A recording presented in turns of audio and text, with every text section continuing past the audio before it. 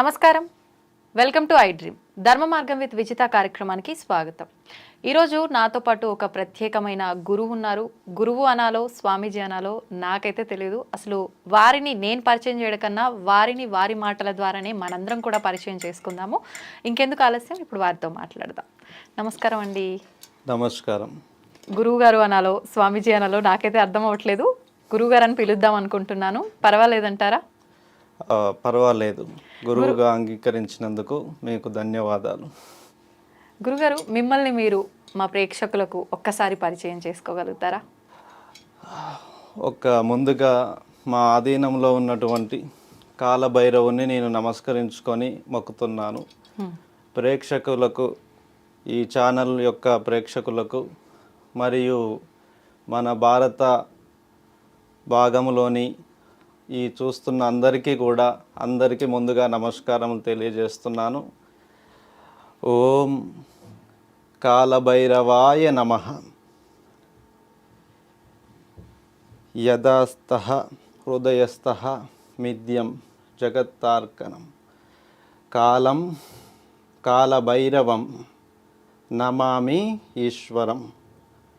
యోగం సత్యం నిత్యం యోగం ధర్మం పరిశాసనం కాల విధి దేవతాం నమో నమః. నేను విధి యొక్క దూతగా, కాలానికి ఉన్న దూతగా, దేవ ఆధీనంలో పొందిన దూతగా, ఒక గురువుగా మీకు కనిపిస్తున్నాను. నా పేరు కాలనాగ మహర్షి. నేను నాగమఠం యొక్క స్థాపితము చేసిన ఋషి పరంపర గురువుని. నాగ సాధువుల తరపున అఖండ భారతదేశంలో ఈ పుణ్యభూమిలో అవతరించిన ఎందరో ఋషుల తరపున నేను ఆగమనం చేయడం జరిగింది.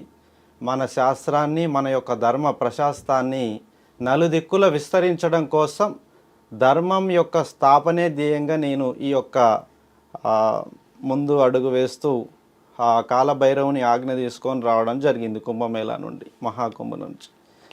కుంభమేళా నుంచి సరాసరి నేరుగా ఇక్కడికి రావడం జరిగింది. ఓ, నిజంగా మా అదృష్టం.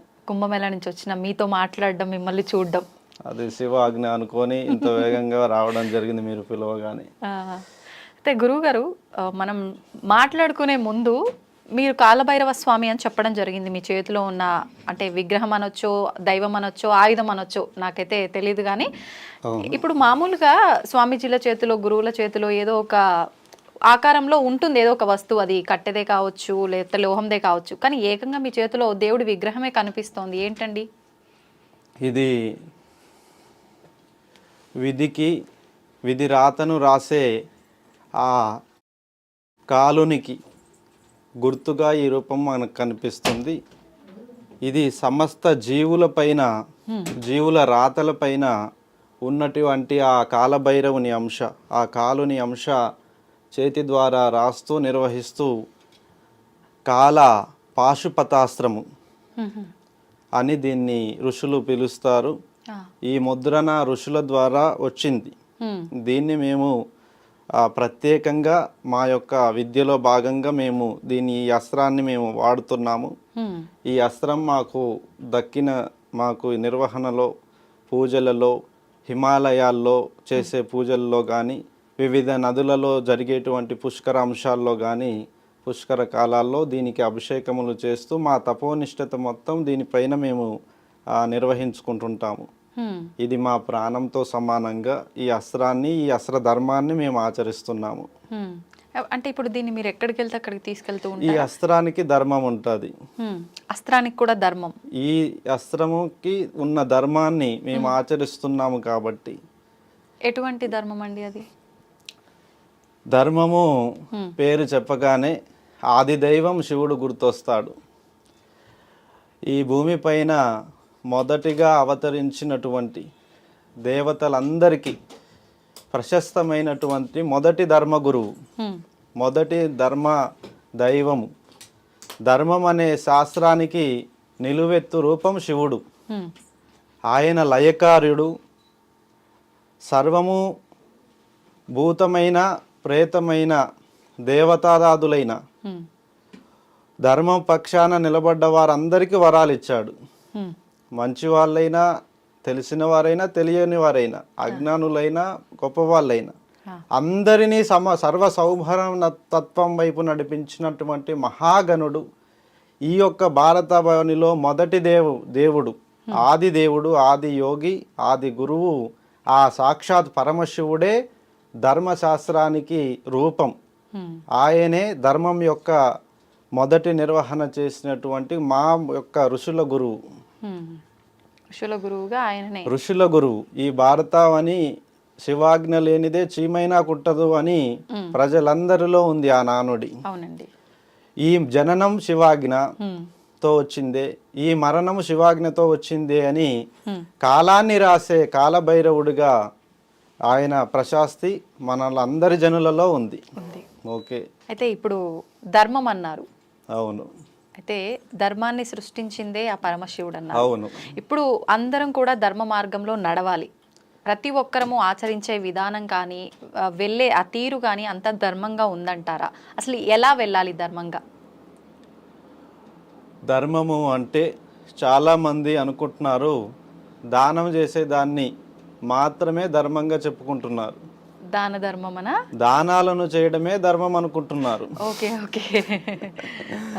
ఒక ప్రాణాన్ని రక్షించుట ధర్మం, ఒక సహచర తత్వాన్ని కాపాడుకోవడం ధర్మం, ఒక ఇల్లాలిని కాపాడుకునే ధర్మం, ఒక కుటుంబాన్ని బతికించుకునే ధర్మము, ఒక ప్రాంతాన్ని రక్షించుకునే ధర్మము, ఒక లోకానికి ముందు చూపుని చూపించడం ధర్మం, భవిష్యత్ భావి తరాల కోసం అహర్నిశలు పాటుపడడం ధర్మం, తరిగించకుండా మిగిలించడమే ధర్మం, పడిపోకుండా అందరినీ ఉత్తేజంగా నడిపించడమే ధర్మం. అలా ధర్మముని నలుదిక్కుల విస్తరింపజేయడానికి విధిపై పెట్టిన మొదటి గురి విధి. పరమశివుడు విధిని ధర్మం ద్వారా కట్టడి చేశాడు. నువ్వు ధర్మం లేకోకుండా విధిని కట్టడి చేయి. అగ్ని మాట వినదు, వాయువు సుడులు తిరుగుతుంది, నీరు వెర్రెక్కి చూస్తుంది, పంచభూతాలు ప్రళయాన్ని చూపిస్తాయి. అధర్మంగా వ్యవహరిస్తే పంచభూతాలు ప్రళయాన్ని సృష్టించి తుడిచిపెట్టేస్తాయి. అలాంటి ఎంతో మంది ధర్మాన్ని ఎదిరించి వచ్చిన ఎంతో మంది మట్టిపాలైపోయారు. ఆకాశానికి ఎత్తి ఎగిరినోళ్ళు కూడా నేల తలలేసి కూర్చున్నారు. ఎంతటి మదము మత్సర్యాలతో పుప్పొంగిన మహా వీరులను కూడా ధర్మము తప్పిన పిమ్మట, ధర్మాన్ని తప్పిన వెంట పడిపోయినారా లేదా? యుగ యుగాలుగా మన యొక్క ప్రాంతం ధర్మాన్ని నమ్ముతుంది. ధర్మగతినే దేవుని నమ్ముతున్నారు. దేవుడు ధర్మం వైపు నిలబడతాడు, భగవంతుడికి ధర్మం తెలుసు అనే భగవంతుని కీర్తిస్తున్నారు ప్రజలంతా. అంతేగాని వాళ్ళ కోరికలు మాత్రం నెరవేర్చడానికి కాదు, మంచి చెడు రెండు పరిష్కరిస్తున్నాడు భగవంతుడు అనే దేవుని నమ్ముతున్నారు. తదుపరి రెండవ ఫస్ట్ ప్రాణాన్ని రక్షించుకోవడమే ధర్మం. ప్రాణాన్ని 10 కాలాలను నిర్వహించేలా, 10 కాలాల పాటు చల్లగా ఉండేలా, తను చల్లగా ఉండేలా, తన కుటుంబం, తన సమాజం, తన ప్రాంతం అంతా బాగుండేలా ఆచరణ చేసుకునే ధర్మ విధే దైవం అని మేము చెప్తున్నాం. దైవమే మొదటి దైవంని ఎలా అంటే ఆచరణ ద్వారానే చూడాలి. అంటే మనం చేసే ప్రతి కదలికలో కూడా మనం మొదటగా దైవాన్ని చూడగలగాలి. మన పుట్టుకలోనే దైవం ఉంది. ఏమి తెలియని మన పుట్టుక అన్ని తెలిసేలా చేసి అన్నిటినీ చూపిస్తూ తీసుకుపోతుంది. మళ్ళా మన పుట్టుకనే అన్ని పరిచయం చేసి అన్నిటిని నిర్వహించుకొని మళ్ళీ అన్నిట్లో ఇట్లా ఆ గాలి తాకినట్టుగా అన్ని మళ్ళీ ఏం లేనట్టుగా తీసుకెళ్తుంది. ఏదన్నా ఉంటేనే ఈ జన్మ అవసరం, ఏది లేకపోతే ఈ జన్మ ఎందుకు? ఈ కోరికలు ఇవన్నీ ఎందుకు? ఇక ఏది లేనప్పుడు ఈ జన్మ ఉండదు. ఏదైనా రుణగతిన ఉంటేనే ఈ జన్మ ఉంటది. అసలు ఏంటంటే మానవ జన్మకు అర్థం ఏంటి? ఎందుకు మనం ఒక జీవి జన్మ తీసుకుంది అని అంటే దాని యొక్క అర్థం ఏంటి? ఈ జన్మ తల్లి గర్భం నుండి పురుడు పోసుకున్నప్పుడు మొదటిగా ఒక ఉత్పాతం జరుగుతుంది, జ్ఞాపకం. తల్లి చెప్పే నూరి పోసేటువంటి ఆ జ్ఞాపకాలు తండ్రి అని, తోబుట్టువులని, మనవాళ్ళని, బయటి వాళ్ళని అన్నీ పురుడు పోసుకుంటాయి మొదటి నుండి. భగవంతుడు నూరిపోసేది అంతర్లోపంలో దాగి ఉంటది. హ్మ్. అది అప్పుడే కనబడదు. హ్మ్. అది పెరిగేదాకా తల్లి చెప్పినట్టే ఇంటది, ఆ. తండ్రి చెప్పినట్టే ఇంటది. ఒక వయసు వచ్చాక హ్మ్. తల్లిదండ్రులను దాటి హ్మ్. ఆ లోపల ఆ యొక్క శిశువులో ఉన్నది మొదటి చిన్నతనంలోనే బయటపడదు. హ్మ్. అది ఒక వయసు వచ్చాక హ్మ్. తనలో దాగిన ఆ జన్మవిధి రహస్యం అనేది బయటికి ఉప్పొంగిపోతుంటది. ఓకే. అది చాలామంది, కొద్దిమందికి కామం వైపు, కొద్దిమంది రాజయోగం వైపు, హ్మ్. కొద్దిమంది ఆ దుఃఖ భారాల నుంచి తప్పించుకున్నటకు, కష్ట సుఖాల మీద సవారీ చేయడానికి, హ్మ్. ఇలా వాళ్ళ జన్మ అంశాలు ఈ సృష్టిలో లయమైనటువంటి కొన్ని విద్యలకి ట్రాన్స్ఫర్ అయిపోతాయి. హ్మ్. పెరిగేదాకే తల్లిదండ్రి చేతులు ఉంటారు, అవును. పెరిగిన తర్వాత లోకం విధి చేతులు ఉంటారు. హ్మ్. భగవంతుడు ఇచ్చేటువంటి విద్యే వాళ్ళకు వస్తుంది. హ్మ్. వాళ్ళు బట్టుపట్టి ఎంత కష్టపడి మనం నేర్పినా మిగతాయి రావు. అంటే ఇప్పుడు కొంతమంది మంచిగా వెళ్తున్నారు, కొంతమంది అడ్డదారులు అంటే చెడు వ్యసనాలకు బానిస ఇలా వెళ్తున్నారు. మరి ఇదంతా కూడా భగవంతుడు నడిపించినట్టుగానే జరుగుతుందా? అవును, హ్మ్. భగవంతుడు సాక్షాత్కరంగా హ్మ్. ఈ భూమి మీద అవతరించిన కాలం నుంచి ఇప్పటి వరకు మంచి చెడులను పరిష్కరిస్తున్నాడు అని మనం ఎన్నో పురాణాల నుంచి కానీ ఎన్నో కథల నుంచి, కథాంశాల నుంచి హ్మ్. మనం వింటున్నాం, చూస్తున్నాం. అవును. భగవంతుడు హ్మ్. ధర్మాన్ని స్థాపించిన తర్వాత హ్మ్. అనుసరించని వారు ఒకవైపు, ధర్మం అనుసరించేవారు దేవతలయ్యారు, ఆ. ధర్మాన్ని అనుసరించని వాళ్ళు రాక్షసులయ్యారు. హ్మ్. ఇది ఒక్క వేరువేరుగా విధి నడిపిస్తుంది. హ్మ్. దుష్టులను వెంటాడేటువంటి ప్రభుత్వాలు ఉన్నాయి. ఆ. ఇప్పుడు చూస్తున్నాం సమాజంలో అవును. ఎన్నో ఆకృత్యాలు జరుగుతున్నాయి, హ్మ్. అత్యాచారాలు జరుగుతున్నాయి, హ్మ్. ఎన్నో హత్యలు, ఆస్తుల కోసం హత్యలు చేయడము, అవును. లేదా కోరికల కోసం హత్యలు చేయడము. హ్మ్. ఇటువంటి రాక్షస గణాన్ని మనం మన జనులలోనే చూస్తున్నాం. వెలుగు చీకట్లు విడదీయరానివి, హ్మ్. మనము విడదీసి చూడలేము ఈ సృష్టి మొత్తంలో. హ్మ్. అలాగే ఈ ధర్మ పక్షాన నిలబడి చూస్తేనే మనకి దైవ గుణం ఉన్న వాళ్ళు కనిపిస్తారు. హ్మ్. ధర్మాన్ని ఆచరించకుండా దేవుడు లేడు, ఏమి లేడని చెప్పేసి, ధర్మము లేదని చెప్పేసి, నేను మాత్రమే ఉన్నా, నా ఆకలే గొప్పది అని చెప్పేసి తప్పుల మీద తప్పులు చేస్తూ హ్మ్. కోరికల కోసం పిచ్చోళ్ళు అయిపోయి రాక్షసులుగా మారి దుష్టులు తిరుగుతున్న వాళ్ళు చాలామంది ఉన్నారు.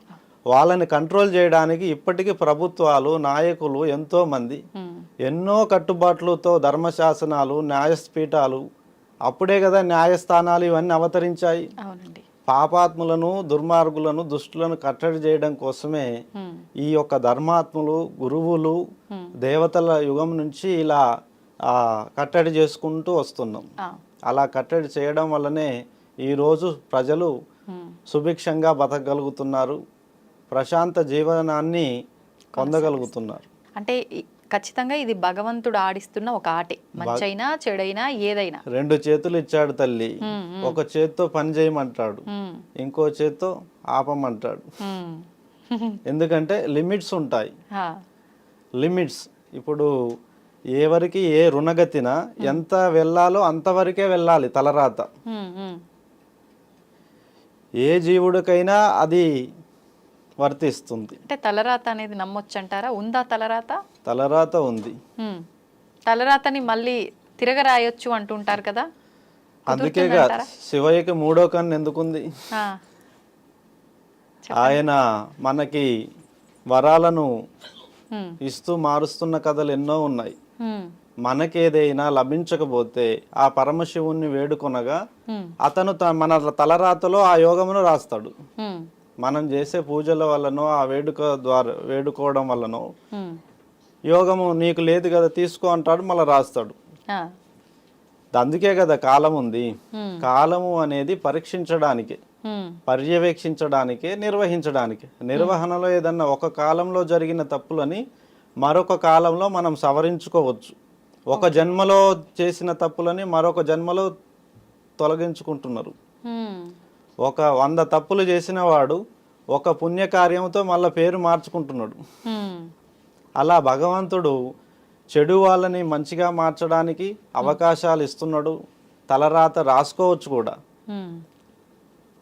ఓకే. భగవంతుడు ఏదైనా మిస్ చేసినను వదిలేసినను మళ్ళీ మనం దాన్ని గుర్తించిపోయి "ఓ, నాకు ఇది రాయలేదు మీరు రాయండి" అని మళ్ళీ మనం రాసుకొని తెచ్చుకోవచ్చు.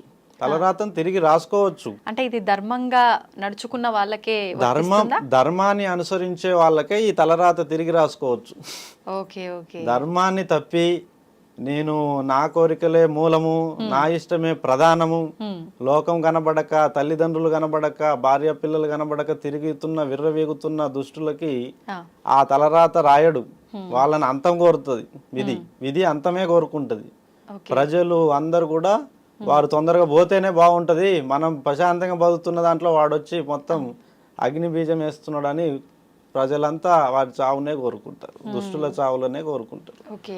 అయితే ఇప్పుడు నేను నాది నా అనే స్వార్థంతో బ్రతుకుతున్నారు మనుషులు. నిజంగా అలా కాకుండా ధర్మంగా భగవంతుడున్నాడు, ఏదో శక్తి ఉంది, సరే, ఆయన నేను నడిపిస్తున్నాడు. నాది అనేవాడికి హ్మ్. ఈ భూమి మొత్తం ఇస్తా, వాడు ఏ పని చేస్తాడు? హ్మ్. ఏమి ఎంత పని చేయగలుగుతాడు? అవును.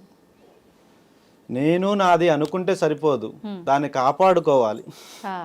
దాన్ని కాపాడుకోవాలి, దాన్ని నిర్వహించాలి. హ్మ్. నిర్వహణ పూర్తయిన తర్వాత తనతో కానప్పుడు ఇంకొకరికి అప్పచెప్పి వెళ్ళిపోవాలి, కానీ దాన్ని గాలికి వదిలేసిపోవద్దు. హ్మ్. నేను నాది అనుకోవడానికి కూడా ఒక ధర్మాన్ని పాటిస్తాలి తప్పకుండా. హ్మ్. లేకపోతే అది యోగము కరెక్ట్గా కాదు. అందుకే వాళ్ళ కోరికలు నెరవేర్తలేవు. ఓకే. నాది అనుకున్నవాడికి ఏదీ దక్కదు. హ్మ్. అందరిది అనుకున్నవాడికి అన్ని చేతులు సహకరిస్తాయి. ఓకే. అదే ధర్మం చెప్తుంది. అవును. అవును.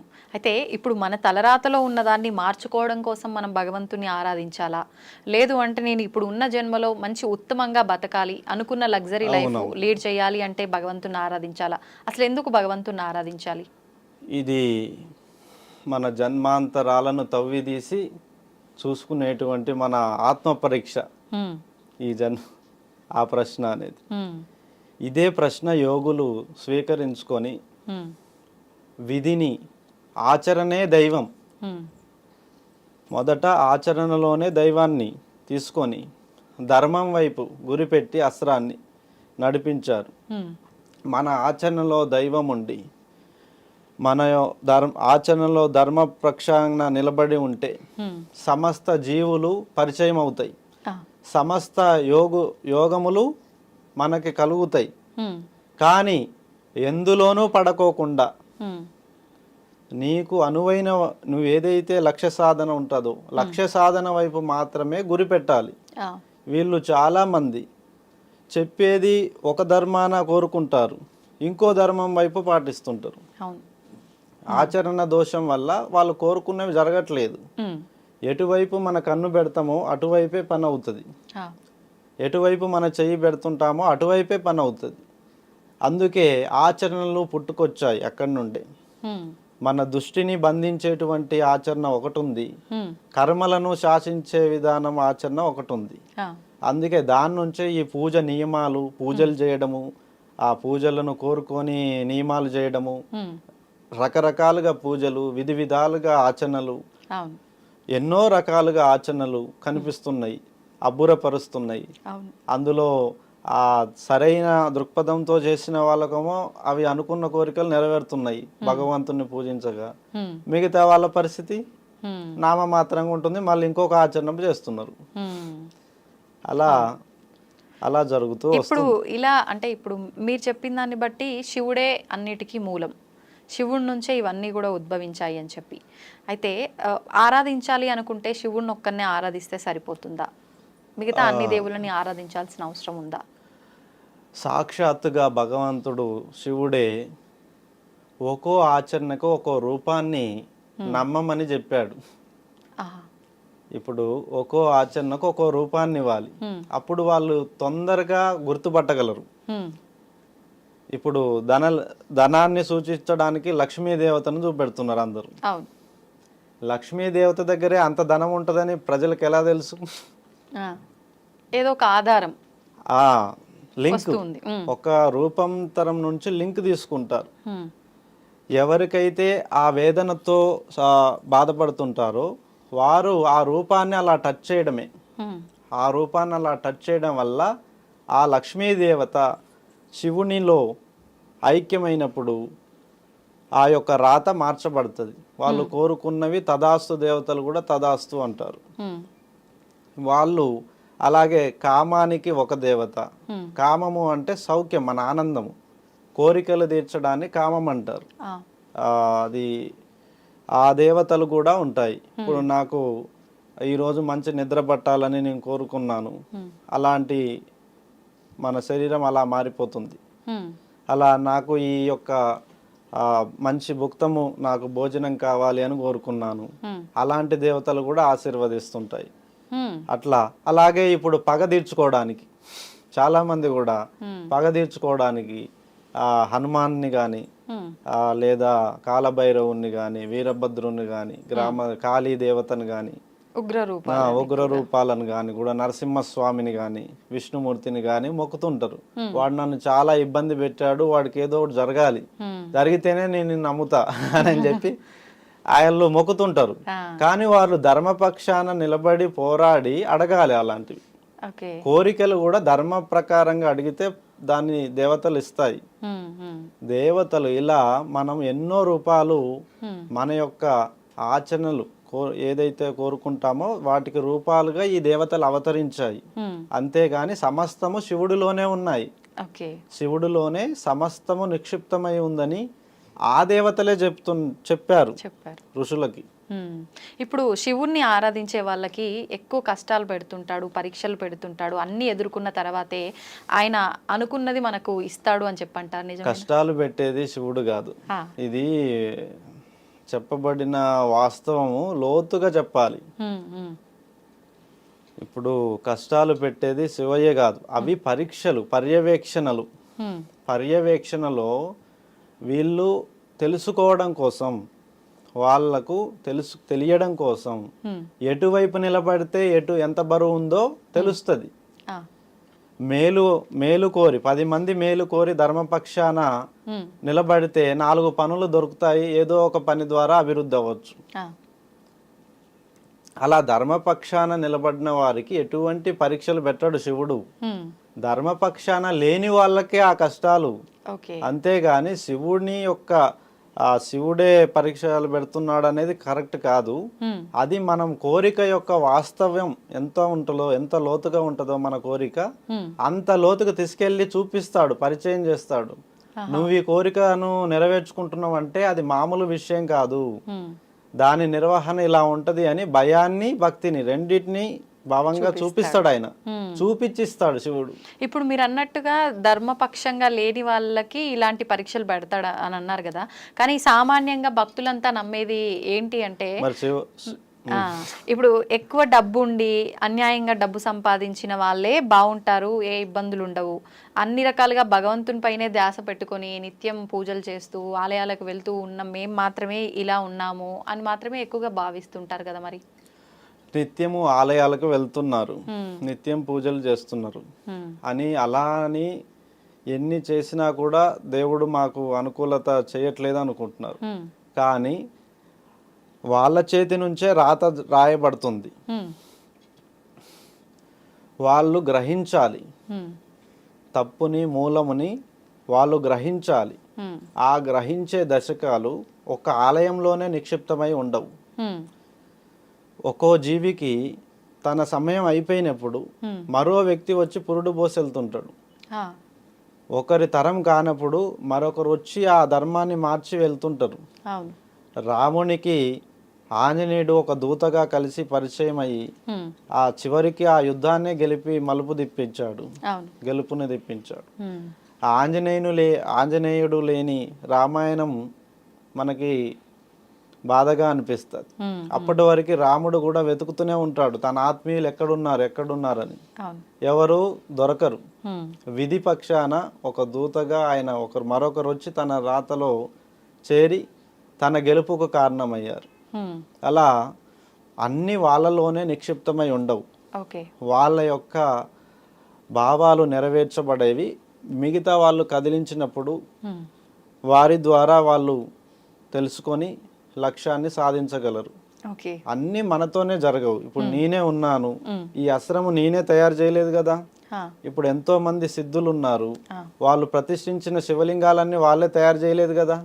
శిల్పులు వారి వారి పరిచయ ధర్మంలో ఉన్నవారు వారికి దగ్గర ఉన్న వారి ద్వారానే అందుకొనే చేయగలుగుతారు. సమస్తము మనము జ్ఞాపకంగా ఉంచుకొని మన నడవడిక ఉంటే అన్నీ నెరవేరుతాయి. అన్నీ నాతోనే అవుతాయని అనుకోకూడదు. అన్నీ సమష్టి కృషితో జరుగుతాయని అనుకోవాలి. సమిష్టి కృషిలో ఒక్కొక్కరు ముందుకొచ్చి ఒక్కో విధమైన కోరికను తీర్చగలిగే శక్తి ఉంటుంది. సహచరులతోనే అన్ని జరిగాయి. ఓకే.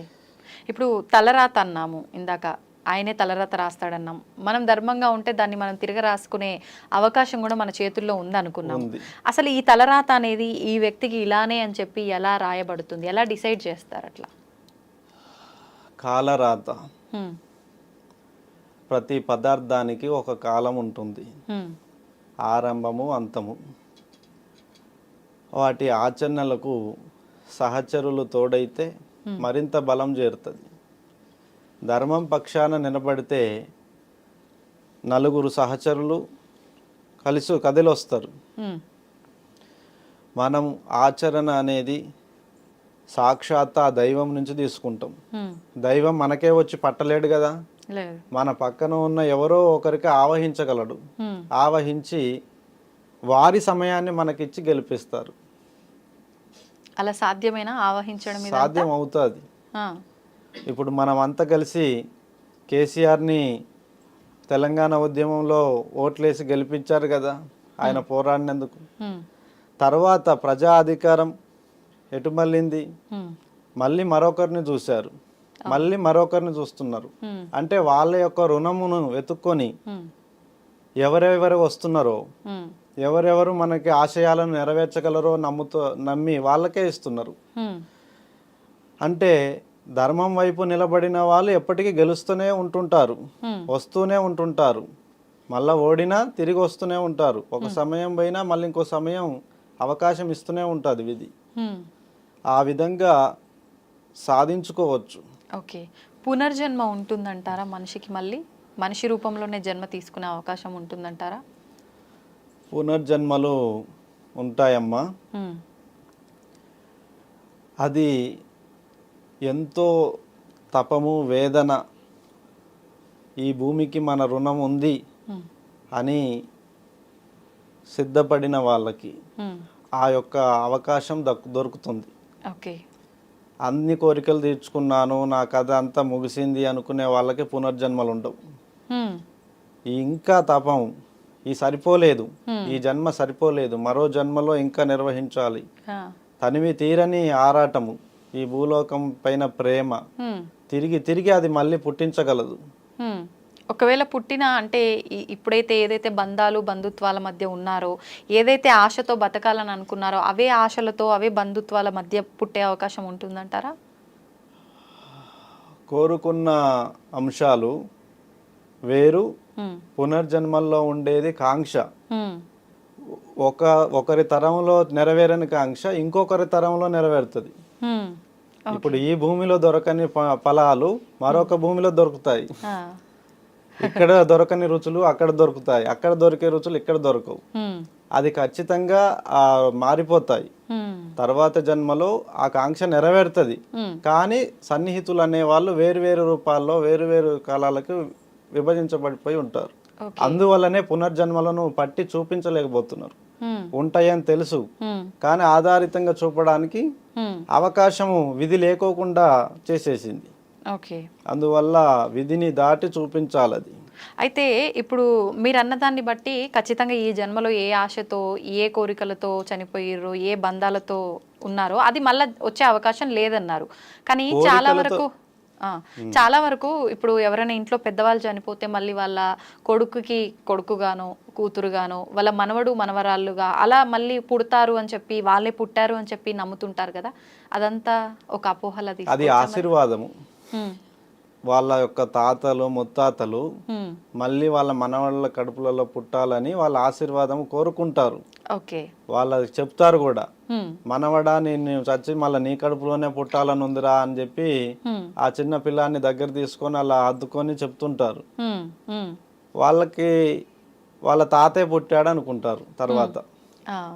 అది ఆశీర్వచనం. అంటే వాళ్ళ యోగము హ్మ్. తనివి తీరని ఆ ప్రేమ, ఆకాంక్షలు, ఆ బలాన్ని బల బలంగా బంధం అనేది కనిపిస్తుంటుంది విధి ద్వారా. హ్మ్.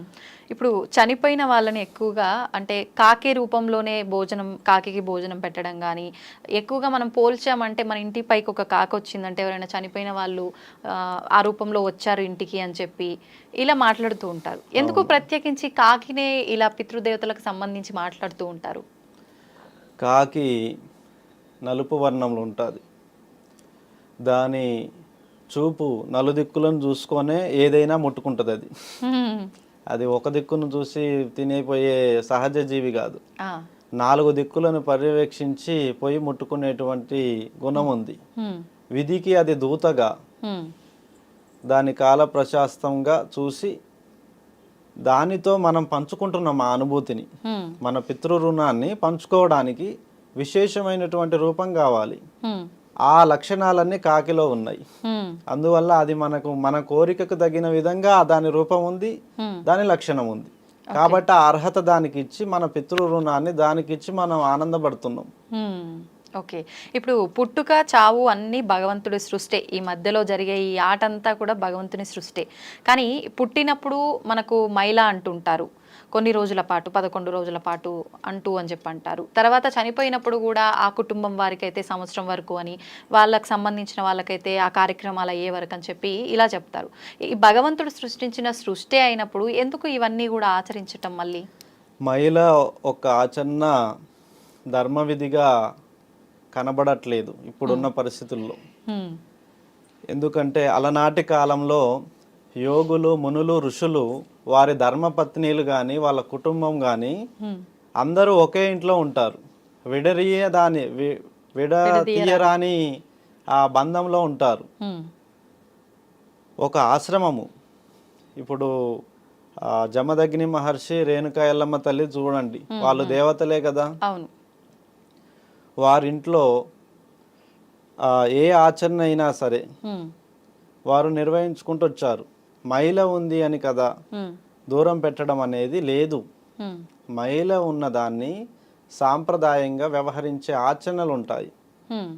వాటికి ఆచరణలకు దూరం పెట్టాలి కానీ వాళ్ళని దూరం పెట్టకూడదు. ఓకే. అలా దూరం పెడితేది దైవం కాదు. హ్మ్. ఎటువంటి సందర్భంలోనైనా ఎటువంటి కాలంలో అయినా భగవంతుణ్ణి చేరుకోవడమే ధర్మం. హ్మ్.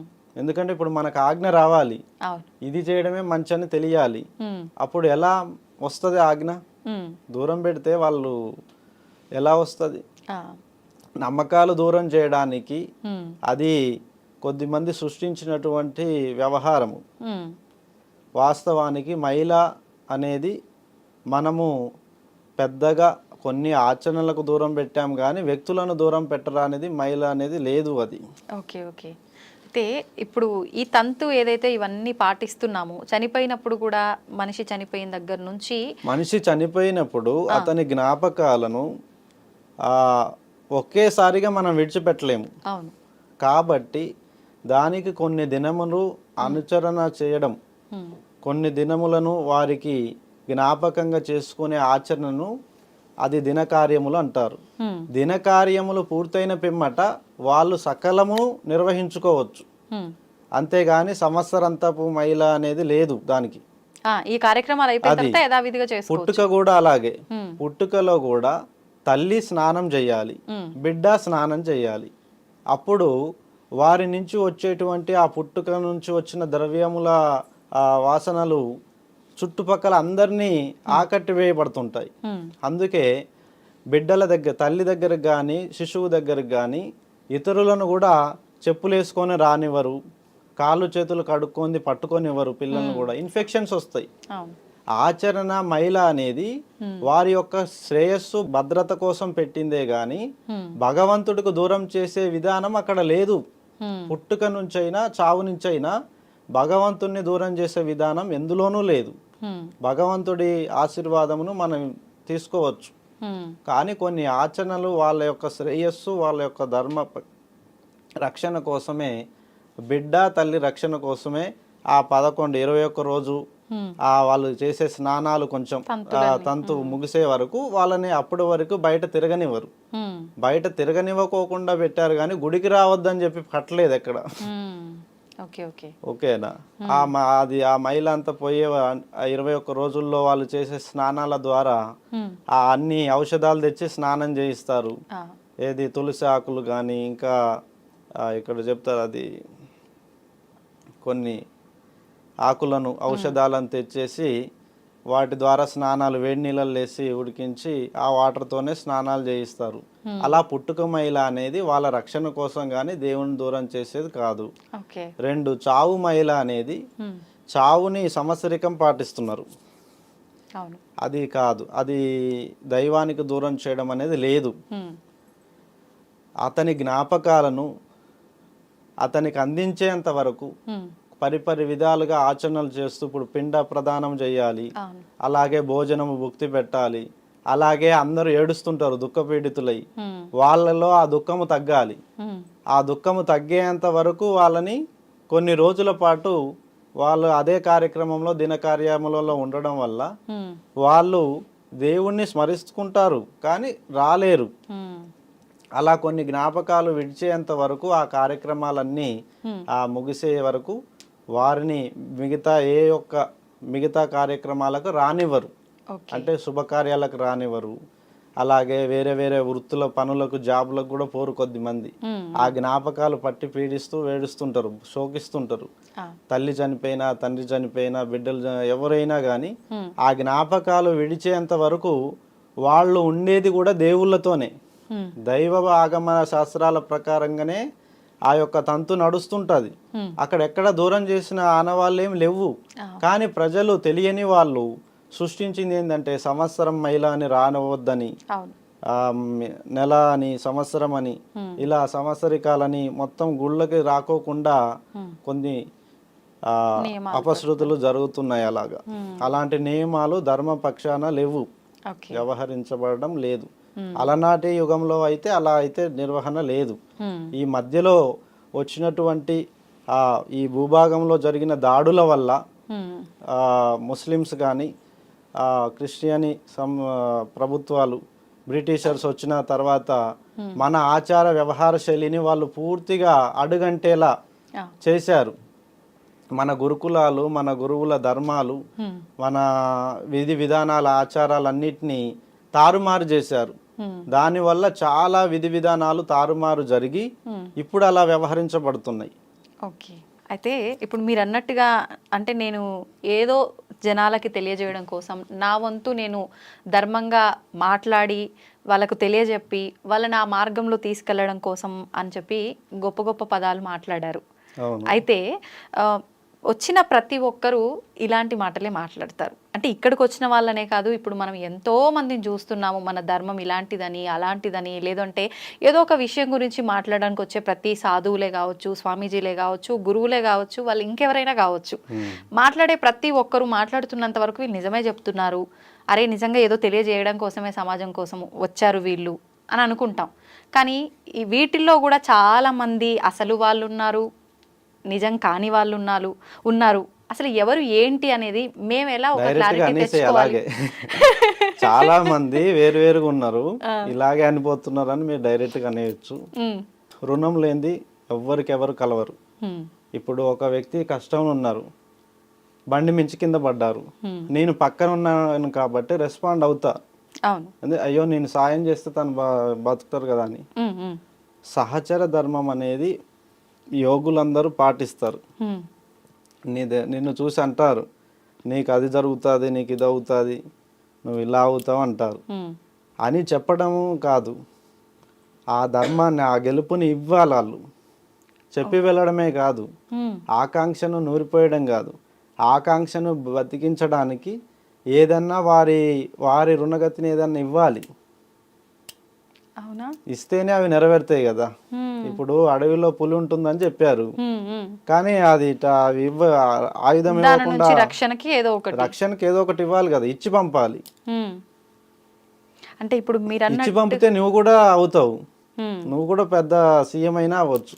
ఉమ్, జయలలిత కళారంగం నుంచే వచ్చింది కదా తమిళనాడు సీఎం. ఉమ్, మీకు వయసు ఉంది, ఇది ఉంది, ఉమ్, మీ గురి మీ లక్ష్య సాధన ఎందుకు మీరు మరి ఇందులోనే నిర్వహిస్తున్నారు అని అంటే మీరు గీసుకున్న పరిమితులు ఆ, మీ కుటుంబం కోసం నీ యొక్క ధర్మం కోసం నువ్వు పాటిస్తున్నావు. ఉమ్, లోక ధర్మం కోసం పాటించడానికి వచ్చిన వాళ్ళు గొప్పవాళ్ళు. ఉమ్, ఇప్పుడు అలా వాళ్ళు పోరాడితేనే కదా ఇప్పుడు సీఎంలు అవి పాలిస్తుంది. ఉమ్, గౌరవనీయులు రేవంత్ రెడ్డి గారు ఆయన ఎన్నో పోరాటాలు పడ్డారు. ఆయన ఎన్ని పోరాటాల మీద నుంచి వస్తే ఈరోజు సీఎం అయ్యారు. ఉమ్, కేసీఆర్ కూడా సీఎం అయ్యారు. అంతకుముందు రాజశేఖర్ రెడ్డి గారు, రోషయ్య గారు, ఇలా కిరణ్ కుమార్ రెడ్డి గారు, ఉమ్, గొప్ప గొప్ప మహానుభావులు అందరికీ విధి అవకాశం ఇస్తుంది. ఉమ్, ఇప్పుడు నీకు కూడా ఇవ్వచ్చు నువ్వు పోరాడితే. కానీ నువ్వు నమ్మాలి, నా జీవితము దీనిపైనే ఉంది అని నువ్వు నమ్మాలి. ఉమ్, మేము సహకరిస్తున్నా, మేము కూడా నిన్ను నమ్మాలి. ఉమ్, ఏదో నిన్ను ఆట పట్టించకూడదుగా మేము చెప్పి. అవును, అవును, అలా నీకు కూడా ఒక మంచి యోగం ఉంది అని నేను పరిచయం చేశాను. ఉమ్, అది నిజమైన నాడు నువ్వు నన్ను తలుచుకోగలవు. అవును, ఆ తలుచుకుంటాం అనే చిన్న ఎమోషన్తోనే నేను నీకు చెప్పాను. అంతేగాని ఇప్పుడే నువ్వు నాకేమి ఇవ్వవు చెప్పగానే. అది విజయం అవుతుంది చూడండి, అప్పుడు ఇస్తారు నాకు గుర్తింపు ఇస్తారు. అప్పుడు అలాన్న వాళ్ళు ఆ రోజు నన్ను గుర్తించారు, చెప్పారు. అందుకే ఇప్పుడు నేను అలా ఉన్నాను అని కొంత తృప్తి కలుగుతుంది అని మా ద్వారా అని చెప్పాను. కానీ ఆ మిగతా యోగులు చెప్పినట్టు జాతకాలు చెప్పడము, ఈ అవసరాలు చూడడము అది నాకు తెలియదు. నన్ను అడిగితే నేను ఖచ్చితంగా వాళ్ళకి బదులు ఇస్తాను. ఎవరికైనా రుణమున్న ప్రతి ఒక్కరికి సాయం చేస్తాను. ఇప్పుడు నాకేదో ఫ్యూచర్లో ఇది పలానా అని మీరు చెప్పగలిగారు అని అంటే మీకు ముందు జరగబోయేది తెలుస్తుంది అని అర్థం. అంటే ఇప్పుడు నేను గురితో ఉన్నాను, ధర్మం వైపు నిలబడి జరగబోయేదాన్ని అన్ని దిక్కుల నుంచి చూస్తున్నా, అందుకే నాకు తెలుస్తుంది. అంటే ప్రతి కదలిక కూడా మీకు నేనేదో తెలిసే అవకాశం ఉంది. అయితే భగవంతుడి పక్షాన నిలబడినందుకే ఇంత తెలిస్తే, భగవంతుడి పక్షాన పోరాడితే ఇంకెన్ని విషయాలు తెలుస్తాయి నాకు. రేపు జరగబోయే ప్రతిదీ నేను చెప్పగలుగుతాను. భగవంతుడి పక్షాన నిలబడి ధర్మ యుద్ధం చేస్తున్నా కాబట్టి ఇవన్నీ చెప్తున్నా. నేను గురి ఎక్కువగా ఉంది. మీలో ఒక 20% ఉంటే నాలో 80% ఉంది. దాన్ని 100% దాటి పనిచేయడం కోసం నేను కర్మచారిగా బాధపడుతూ ఇవన్నీ చేస్తున్నా. అంతేగాని ఓ మెప్పు కోసం ఇది కాదు. భగవంతుడు నాకు ఇచ్చింది 100 ఏళ్ల జీవితం. అలా నాకు 30 వరకు ఇడికి వచ్చినాయి. 20 ఏళ్ళు సాధనకే పోయింది. ఇప్పుడు సరైనటువంటి జీవన క్రమాన్ని నిర్వహించుకునే యోగం సమయం ఇప్పుడు ఇచ్చిండు భగవంతుడు. 20 ఏళ్ళు సాధనలోనే ఉన్నానుగా. అంటే మీరు చిన్నప్పటి నుంచి సాధన చేస్తూనే ఉన్నారా? నేను చిన్నప్పటి నుంచి సాధనలోనే ఉన్నాను. నేను 5 ఏళ్ల వయసు నుంచే భగవంతుడు తాయితు కట్టుకుంటే మేలు చేస్తాడా, ఒట్టు పెట్టుకుంటే మేలు చేస్తాడా, ప్రసాదం తింటే మేలు చేస్తాడా, ఆ పువ్వులు ఇట్లా కింద పడేస్తే అనుగ్రహిస్తే మేలు చేస్తాడా, అన్ని పరీక్షించే ఈ గురువు స్థాయికి వచ్చాను. అన్ని పరీక్షించి పర్యవేక్షించి ధర్మచారినై కర్మచారినై యోగమును ఆచరిస్తూ విరహ వేదన పడి ఆత్మఘోషను నా సంకల్పం నెరవేర్చుకోవడానికి భగవంతుని నుంచి ఇన్ని ఆయుధాలు పట్టుకోవాలి, ఇన్ని అవకాశాలను మధ్యలో నుంచి వెళ్ళాలి అని నేను అన్ని చేసిన కాబట్టి ఇప్పుడు గురువు అయ్యాను. లేకుంటే అది కోరుకుంటే వచ్చే పదవా, ఆచరిస్తే వచ్చే పదవి. కోరుకుంటే వచ్చే పదవే కాదు ఇది, ఆచరిస్తే వచ్చే పదవి.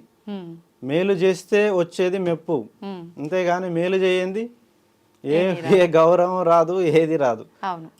నా యొక్క జీవితంలో ఎంతో మందికి చేశాను, చేస్తున్నాను, ఇంకా చెయ్యాలని పాటు పడుతున్నా కాబట్టి ఇంకా గురువుగా ఇలా చేస్తున్నాను. నా లక్ష్య సాధన కోసమే నేను పాటు పడుతున్నా. ఇక గురువు పేరు ప్రతిష్ఠ ఇవన్నీ చెప్పుకోవడం వరకే అవి. కానీ నేను నా కాలగతినే నేను గుర్తుపెట్టుకుంటా. ఇప్పుడు 30 ఏళ్ళ అంటే 70 ఏళ్ళకి మించి బతకము. బతకాలంటే ఏం చేయాలి, ఏది సృష్టించాలి. ఇప్పుడు ముందు జరగబోయే మీకు తెలుస్తుంది, అది దేవుడికి ఆయన ఆలోచనలో ఆయన విధానంలో మీరు ఉన్నారు కాబట్టి అని అన్నారు కదా. ఇప్పుడు మీ ఆయుష్ ఎంతో కూడా మీకు అర్థమవుతుంది? అర్థమవుతుంది, అందుకేగా ఇంత తొందరపడుతున్నా. అంటే ఆయుష్ తరిగిపోతుంది కాబట్టి నేను బాధపడుతున్నా. తొందరగా నా రుణగతిని ఏది ఉందో ఆ లక్ష్యాన్ని ఛేదించడానికి నేను అహర్నిశలు శ్రమిస్తున్నా, బాధపడుతూ. ఆ లక్ష్యాలు ఎంత కష్టాలైనా నేను నిర్వహించుకుంటుంది దానికే. నా గురి అంతా ఇప్పుడు ఆయుష్ తక్కువ ఉంటుంది. తక్కువ ఉన్న క్రమంలో ఇవన్నీ ఇప్పుడు నాకు గుర్తొచ్చినాయన్నీ జ్ఞాపకాలన్నీ నేనే కదా. ఫలానది చెయ్యాలి అని జ్ఞాపకం ఉంది, ఫలానది చూడాలని జ్ఞాపకం ఉంది. వెళ్ళాను, చేశాను, చూశాను. దాని ద్వారా భగవంతుడు నాకు కొన్ని మేలు చేసే అవకాశాలు ఇచ్చాడు కొందరికి. వాళ్ళకి చేశాను, వాళ్ళు నాకు బలాన్ని ఇచ్చారు.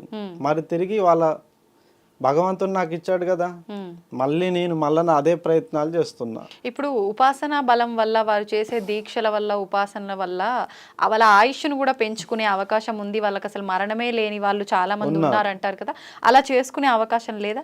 అదే నా పోరాటం. అమరత్వము, చావు లేని జీవన ప్రయాణము, ఉన్నతమైన ప్రమాణాలు. ఇప్పుడు అద్భుతాలను చూడాలి, ఉన్నతమైన కార్యాలను గెలవాలి అని ప్రతి ఒక్కరు కోరుకుంటారు. ఇప్పుడు నీకే అవకాశం ఇస్తే 10 కోరికలు కోరుకుంటావు, సహజం కదా, నేనైనా 10 కోరికలు. కానీ అలా ఆచరించాలి. ఆ ధర్మాన్ని తెలుసుకోవాలి అంటే గురువు కావాలి. తెలిసిన వాడే మనకి గురువు. అన్ని తెలిసిన వాడిని గురువు అంటాము. అందుకే నమస్కరిస్తాము. దేవతల్ని ఆ గురువు రూపంలో చూసుకొని నమస్కరిస్తాం. ఎందుకు? వాళ్ళు మనకి నూరి పోస్తారు, ఏం తెలియదు కదా, వాళ్ళు ఇస్తున్నారు కాబట్టి గురువు. అలా నేను కూడా ఎన్నో అవకాశాలు భగవంతుడు మనకి ఇస్తున్నాడు చేయడానికి. నేను కోరుకున్నాయని భగవంతుడు ఇస్తూనే వస్తున్నాడు. కాబట్టి మా బంధం ఇంకా పెద్దదైంది, నా నమ్మకం నిజమైంది అని నేను చెప్తూ నిర్వహిస్తూ ఎంతో మందికి చేస్తున్నా. అలా నా నిర్ణయం మాత్రం అమరత్వమే. నా లక్ష్య సాధన మాత్రం 100 దాటాలి, అంటే సాధించగలుగుతారన్న అందరిని కూడా 100 ఏళ్ళు దాటియాలి అని నా సంకల్పం. నేను దాటి అందరిని దాటియాలి. అలా కూడా ఉంటుందా? ఇప్పుడు నేను 100 ఏళ్ళు బతికి మిమ్మల్ని కూడా 100 ఏళ్ళ వైపు గుంజుకు రావాలి కదా. అలా మిమ్మల్ని కూడా తీసుకొస్తేనే, నాతో పాటు నా సహచరులంతా గెలిస్తేనే నాకు సంతోషం. నేను ఒక్కనే 100 ఏళ్ళు బతికి మిగతా వాళ్ళంతా పోతే ఇక నేనేం చేయాలి? ఆ వయసులో సాధించిన వాడు గుర్తుగా మాత్రమే మిగులుతా. కానీ మిగతా వాళ్ళకి ఆచరణ ఇచ్చినప్పుడు కదా గెలిచేది. ఇప్పుడు మీరు కూడా 100 ఏళ్ళు ఉంటే నాకొక 100 ఏళ్ళు పైబడి మీకు 100 ఏళ్ళ పైన ఉంటాయి. ఇద్దరం కూర్చొని ఇలా మాట్లాడితే 10 మందికి వీరు ఎలా ఆదర్శంగా బతికారు, ఇలా 100 ఏళ్ళు వీళ్ళు ఎలా బతికారు, మేము కూడా అలాగే ఆచరిస్తాం. ఈ మరణాలేంది, ఈ రోగాలేంది, ఈ బాధలేందని వేడుస్తున్న వాళ్ళు లక్షలు కోట్ల మంది ఉన్నారు. కానీ ఇది సృష్టికి విరుద్ధం అవ్వదా? ఈ మరణం అనేది సహజం కదా, ఇది మనకి ఇక్కడ. నేనైతే ఇక్కడ నాతో పని ఉందనుకుంటున్నా. ఈ భూమండలంలో నాతో మంచి మంచి పనులు చేసే ఉన్నాయి అనుకుంటున్నా కాబట్టి నా కోరికలో తప్పులేదు. మీతో పని ఉందంటే భగవంతుడే మీకు అంతవరకు ఆయుష్ ఇస్తారు కదా, మీరు అమరత్వం కోసం సాధన ఎందుకు చేయాలి? పనుల మించి దాటి అమరత్వాన్ని పొందడం. కర్మలో గెలవంది అమరత్వం ఎలా గెలుస్తాడు? కోరుకుంటే గెలిచేది కాదు అది. మొదలు ఈ ఆయుష్ని గెలవాలంటే కర్మని గెలవాలి, కర్మని దాటాలి. కర్మయోగంలో అన్ని కర్మలలో నిశ్చేష్టుడైన వాడు ఆయువుని పురుడు పోసుకోగలడు, చనిపోయిన వాటిని బతికించగలడు, మరణిస్తున్న వాటిని కాపాడగలడు, జీవధర్మాలన్నిటినీ శాసించగలడు. మరి ఆ అర్హత అమరుడికే ఉంది. అమరత్వం కనిపెట్టని వాడు రోగై ఇతరులను ఎలా గెలిపిస్తాడు? కాదు, నా లక్ష్య సాధన అమరత్వమే. 100 ఏళ్ళు నేను బతకాలి, నా తోడున్న వాళ్ళంతా బతకాలి, వాళ్ళంతా నేను సుఖంగా ఉండాలి, వాళ్ళంతా సుఖయోగం ఉండాలి. ధర్మాన్ని ఆచరించి మన ప్రాంతాన్ని కాపాడుకోవాలి, మనము బాగా కాపాడబడాలి. అది మిస్ అయింది కాబట్టి మనల్ని ముస్లిమ్స్ కానీ వాళ్ళు బ్రిటిషర్స్ కానీ వచ్చి 200 ఏళ్ళు పాలించి ఇక్కడ ఉన్న ఆలయాలు ధ్వంసం చేశారు, ఇక్కడ ఉన్న స్త్రీలను అత్యాచారాలు చేశారు. కళ్ళ ముందే దాష్టికాలు ఘోరాలు జరిగి గురువులను ఎల్లగొట్టి ఇప్పటికీ గురువులకు అధికారం లేదు ఇక్కడ ఈ ప్రాంతంలో. ఇప్పుడు మీరు అన్నారు అమరత్వాన్ని సాధించాలి, ఆ సుఖాలు ఆ కష్టాలు అన్నీ కూడా చూడాలి, నేను నాతో పాటు అందరూ అన్నారు కదా. ఇప్పుడు మామూలుగా సాధువులు, ఈ గురువులు, వీళ్ళు ఈ సన్యాసులు, వీళ్ళంతా కూడా ఇవేవి ఆశించకూడదు, కష్టం సుఖం ఎండ వాన ఇవన్నీ ఏమి ఉండకూడదు అంటారు కదా. త్యాగము గొప్పతనాన్ని చెప్తుందా? పంచుకోవడం గొప్పతనాన్ని చెప్తుంది. ఇప్పుడు నేను ఒక మంచి విందుని తెచ్చుకున్నాను, అది నేనే తింటున్నాను. ఇప్పుడు నాకు దిష్టి తగలదా? మీరు దిష్టి పెట్టరు, గురుజీ తెచ్చుకొని ఆయనే తింటున్నాడు అనుకుంటారు. ఇప్పుడు నేను ఆ పలహారాన్ని మీకు కూడా దాన్ని కోసి 4 విధులకు పంచిపెట్టిస్తే నలుగురు ఆ తృప్తిని స్వీకరిస్తారు కదా. అప్పుడు ఆ చెట్టు బతుకుతుంది కదా. నేను తిన్న చెట్టు గుర్తింపు ప్రజలలో వచ్చి ఈ ఫలం మంచి రుచినిస్తుంది, ఆ సాధువు పరిచయం చేశారు ఆయన గుర్తింపుగా మనం ఈ చెట్టును పెడదాం, అందరం తింటాం ఈ పండ్లు ఫలాలు అని వాళ్ళు కూడా అందరు గుర్తిస్తారు కదా. అలా మనం పంచుకుంటేనే, అందరికి పంచుకుంటేనే. ఇప్పుడు నా పిల్లలు ఎవరి చేతులు ఉన్నారు? ప్రజల చేతుల్లోనే. నా తల్లిదండ్రులు ప్రజల చేతుల్లోనే ఉన్నారు. నేను ఉన్నా, నేను ఒక్కరిని గెలిచి నా పిల్లల్ని ఓడనివ్వద్దు కదా. ఉమ్, నా భవిష్యత్ తరాలు బాగుండాలి, నేను ఒక్కరిని బాగుంటే కాదుగా. ఇప్పుడు మీరు అన్నట్టు ఒక సాధువు ఉమ్, తన జీవితాన్ని పరిత్యాగం చేస్తాడు. ఉమ్, దేనికోసం చేస్తున్నాడు? సంఘం కోసమా, తన కోసమా? ఉమ్. చెప్పండి. అంటే వాళ్ళు ఎలా సంకల్పం చేసుకుంటే అలా ఉంటుందేమో. తన కోసం అయితే ఉమ్, వేరే ధర్మము, ఉమ్, తన కోసం అయితే వేరే ధర్మము, సంఘం కోసం అయితే మరో ధర్మము. ఉమ్. అంతే కదా. ఓకే. నేను నా కోసమే గాక నా బిడ్డలు నా భవిష్యత్ తరాలను చూసి నేను ఈ ఆచరణ చేసుకుంటున్నా. ఉమ్, త్యాగము కంటే కర్మే గొప్పది, ఉమ్, గెలిపే గొప్పది, ఉమ్, విజయమే గొప్పది. త్యాగము మనల్ని ఆనంద పెడుతుంది, ఉమ్. కానీ చరిత్రని రాయాలంటే పోరాడే వాళ్ళతో సాధ్యమవుతుంది. ఓకే. త్యాగము చరిత్రలో ఎల్లకాలముని గెలిపించే శక్తి త్యాగానికి లేదు. ఉమ్, అది కొద్ది సందర్భాల్లో గెలవగలుగుతుంది త్యాగం. ఓకే. అన్ని సందర్భాల్లో త్యాగం గెలవదని ప్రజలందరికీ తెలుసు. అందుకే పండగలప్పుడు అన్నదానాలు చేస్తారు, కానీ నిత్య అన్నదానాలు చేయమనండి ప్రతి ఇంటి నుండి. నిత్య అన్నదానాలు ప్రతి ఇంటి నుండి చెయ్యరు. ఏదో పండగ సమయంలో, ఏదో ఒక కొద్ది సమయంలో లేని వాళ్ళకి మనం ఇచ్చి సంతోషపడతాం. అవును. సంఘ పరిత్యాగమే మన ఆనందం కోరుకున్నాం. ఇప్పుడు నేను కోరుకుంది కూడా అదే. ఉమ్, నేను ఈరోజు ప్రజల ముందుకు ఎందుకు వచ్చానంటే ఉమ్, నా ప్రజలు బాగుండాలి. ఎందుకంటే నా భవిష్యత్ తరాలు ఈ ప్రజలతోనే తిరుగుతారు. ఉమ్. వాళ్ళు చెడిపోతే నా పిల్లలు కూడా చెడిపోతారు కదా. వాళ్ళని బాగు చేస్తే నా పిల్లలు కూడా బాగు చేస్తారు కదా వాళ్ళు. ఉమ్. అంటే ఇది ఒక రకమైన స్వార్థంగా స్వార్థం కాదు, ఇది మన బంధం యొక్క గొప్పతనం. ఉమ్, ఇప్పుడు మనమంతా ఈ ప్రాంతంలో ఉన్నాం, ఇండియన్స్ అని ఎందుకు చెప్పుకుంటున్నాం? ఉమ్, మనమంతా భారతీయులు అని ఎందుకు చెప్పుకుంటున్నాం? ఉమ్, అలా చెప్పుకోకపోతే విలువ లేని కాడ ఏది కలవదు, జరగవు. మనమంతా ఒకటే అని చెప్పుకోవడంలో, పంచుకోవడంలోనే. ఉమ్, ఇప్పుడు చూడండి, మీకు కావలసినవి మీకు వస్తున్నాయి, మాగా ఒకరినొకరు అవి సమాహారం చేసుకుంటున్నాం. ఉమ్. అది తృప్తి, పంచుకోవడంలోనే తృప్తి. ఓకే. అంతేగాని దాచుకోవడంలో తృప్తే ఉండదు. అట్లంటే 100 కోట్లు ఉన్నాయి, ఉమ్, వాళ్ళు దాచుకోమనండి, తృప్తి వస్తుందా? రాదు. వాళ్ళు కార్యాలు చేయాల్సిందే. ఓకే. అది పంచిపెట్టన్నా పెట్టాలి, ఖర్చులన్నా చేయాలి. ఉమ్, వాళ్ళు చేస్తూ ఆనందపడాలి తప్పితే అవి ఉన్నాయి కదా ఆస్తులని పక్క దాచిపెట్టుకుంటే రోగాలు వస్తాయి అంతే. విధి పసిగడుతుంది. ఉమ్, ఎవడు బాగా ఉన్నది, ఎవరికి ఏ నష్టం ఉందో విధి పసిగట్టి ఉమ్. వారికి ఒక మాయ రోగాన్ని సృష్టిస్తుంది. ఎవరికి అంతుపట్టని ఒక మాయను సృష్టించి వాళ్ళతో అవి బయటికి తీపిస్తుంది. ఉమ్, అట్లా జరిగితేనే కదా ఇప్పుడు కరోనా అని, ఆ వైరస్ అని, ఈ వైరస్ అని విలయతాండవం చేసి ప్రజల అలవాట్లను మారుస్తున్నాయి. ఓకే. ప్రజల అలవాట్లని, నైతిక విలువల్ని గుర్తు చేస్తున్నాయి. ఉమ్, మనం ఉన్నటువంటి జీవము, మన ప్రాణము, మన ఆశయ సాధనలంతా గుర్తించుకొనే ఏ పనైనా చేయాలి. అంతేగాని నాకు దాన్ని పట్టుకోవాలనిపించిందని, దాన్ని కొట్టాలనిపించిందని ఇట్లా ఒక స్వయం పాలన అనేది మూర్ఖత్వాన్ని తెలియజేస్తుంది. హా. స్వయం అధికారము ఉండకూడదు. ఉమ్, సంఘము తోడ్పాటుతో ఉన్నటువంటి బలాన్ని గుర్తించండి. ఉమ్. స్వయం అధికారం ఏం చేస్తుందంటే శిఖరాన్ని చూపెడుతుంది, ఆ, కానీ ఎవరెక్కాలి? కాళ్ళు నొప్పెడుతుంటాయి, చేతులు లాగుతుంటాయి, శక్తి సరిపోదు, ఉమ్, బద్ధకం ఎక్కువై మధ్యలో ఆగిపోతారు. ఓకే. శిఖరాన్ని ఎక్కాలంటే నలుగురు తోడ్పాటు ఉండాలి. ఉమ్, ఒకరు మంచినీళ్ళు తేవాలి, ఒకరు ఫుడ్ తేవాలి, ఒకరు అన్ని బలాలు వేసుకొని పోతేనే శిఖరం ఎక్కుతాం. ఉమ్, మన సంఘంకి సేవ చేయాల్సిందే ప్రతి ఒక్కరు. ఉమ్, చెయ్యకపోతే ఆ దాడి వాళ్ళ మీదే జరుగుతుంది ఫస్ట్. ఉమ్. అది వాళ్ళకే చుట్టుకుంటది. చుట్టుకుంటుంది. అందుకే కదా ప్రజలందరి పాపాలు తొలగాలనే మహాకుంభమేళ నాగ సాధువులు నిర్వహిస్తున్నారు. ఎందుకు? ఉమ్, ప్రజలందరి వివిధ కర్మల్లో పాప ప్రక్షాళన చేసుకోవడం కోసం 12 ఏళ్లకు ఒకసారి సంగమాన్ని సృష్టించారు. ఉమ్, త్రివేణి సంగమం. యమునా నది, కృష్ణా నది కలయిక జరిగి అంతర్వాహినిగా సరస్వతి ముందుకు వస్తుంటుంది. ఉమ్. సరస్వతి అంటే ఏంటి? జ్ఞానాన్ని నడిపించేది. అవును. అంటే ఆచరణిస్తూ యోగులు అక్కడ ఏం చేశారు? ఉమ్, అది ఒక ఆచరణని సృష్టించారు అక్కడ. అవును. 12 ఏళ్లకు ఒకసారి కుంభరాశిలో ఉమ్, కుంభరాశిలో బృహస్పతి ఉండగా మేషరాశిలో సూర్య సంక్రమణములు చూసుకొని ఆ యొక్క ఆచరణ పెట్టారు. అంటే సూర్యుడు మేల్కొని పోయేవాడే. ఓకే. సరస్వతీదేవి జ్ఞానాన్ని నడిపేదే, విద్యనిచ్చేదే.